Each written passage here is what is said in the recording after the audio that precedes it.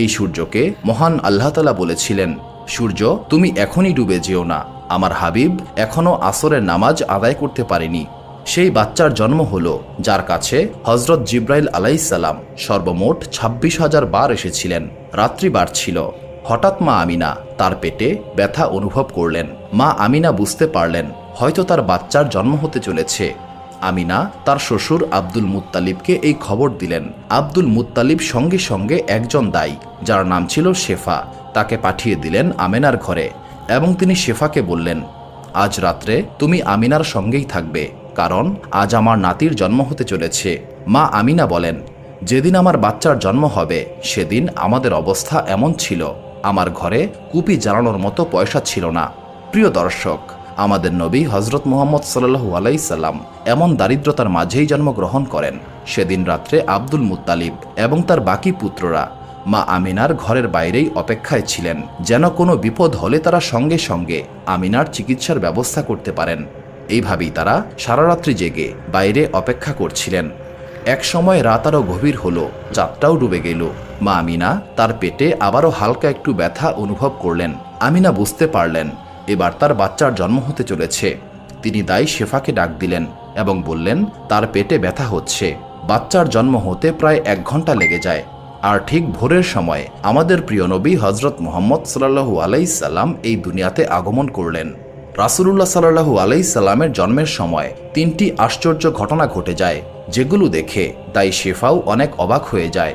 যখন কোনো বাচ্চার জন্ম হয় তখন তার নাভি মায়ের সঙ্গে সংযুক্ত থাকে, কিন্তু আমাদের প্রিয় নবী সাল্লাল্লাহু আলাইহি সাল্লামের নাভি আগে থেকেই সম্পূর্ণরূপে আলাদা ছিল। দ্বিতীয়ত, যখন কোনো বাচ্চার জন্ম হয় সেখানে অনেকটা রক্তপাত ঘটে, কিন্তু রাসূলুল্লাহ সাল্লাল্লাহু আলাইহি সাল্লাম জন্ম নেবার সময় 1 ফোঁটাও রক্তপাত হয়নি। তৃতীয়ত, যখন কোনো ছেলের জন্ম হয় তখন তার খতনা করা থাকে না, কিন্তু রাসূলুল্লাহ সাল্লাল্লাহু আলাইহি সাল্লামের জন্মের সময়ই তার খতনা করা ছিল। এই কারণে এই দুনিয়ার বুকে তার আর খতনা করার প্রয়োজন হয়নি। এই 3টি বিষয় দেখে দাই শেফা অনেকটাই ঘাবড়ে যান এবং তিনি আমিনাকে বললেন, হে আমিনা, আমি আমার এই জীবনে এমন অদ্ভুত বিষয় আর কখনোই দেখিনি। দাই শেফা নবী করিম সাল্লাল্লাহু আলাইহি সাল্লামকে কোলে নিয়ে মাটিতে এক পাশে রেখেছিলেন।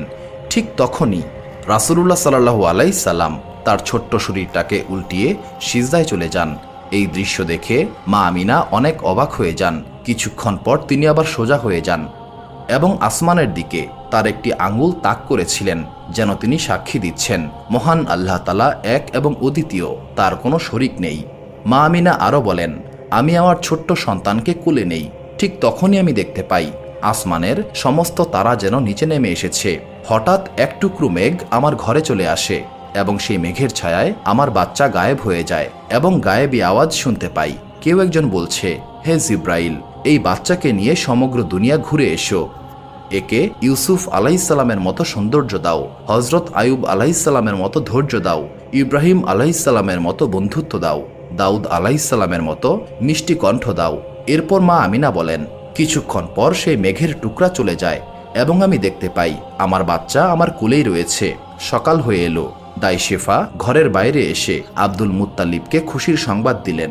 এই খবর শুনে আব্দুল মুত্তালিবের সারা রাত্র জেগে থাকার কারণে যে ক্লান্তি এসেছিল তা এক নিমিষেই মিলিয়ে যায়। তিনি খুশিতে কান্না করতে শুরু করেন। যখন দাই শেফা নবী করিম সাল্লাল্লাহু আলাইহি সাল্লামকে কোলে করে বাইরে নিয়ে আসেন, তখন সবার হুঁশ উড়ে যাবার মতো অবস্থা হয়েছিল। তারা অবাক হয়ে দেখতে থাকে